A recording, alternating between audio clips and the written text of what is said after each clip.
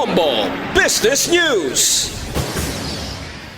Ginklaro sa Department of Labor and Employment o DOLE nga isa lamang ka ordinary working day subong adlaw. Apisar nga subong adlaw ang komemorasyon sang ika-40 nga anibersaryo sa ngad sa People Power Revolution. Sunod sa DOLE, ang mga employees sa private sector mahimo gihapon makabaton sang 100% sang ilang nga sweldo sa nauna nga 8 ka oras sa trabaho. Kung hindi naman mag-obra ang employee, iga-apply ang no work, no pay policy. Matandaan nga sang 2023 ginsaylo ni President Marcos ang Special Non-Working Day halin February 25 pabalik sa February 24 bangod sunod sa iya sa holiday economics. Pagkasunod nga tinuig, tubtub subong, hindi na ini regular holiday kag hindi man Special Non-Working Day.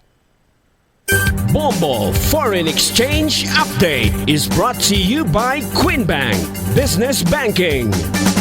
Ining exchange rate gan base sa closing transactions ang Bankers Association of the Philippines sa BAP kag Bangko Sentral ng Pilipinas sa BSP kahapon sang hapon. Maga-resume ang transaksyon sa bungaga sa tanang latest reference rate.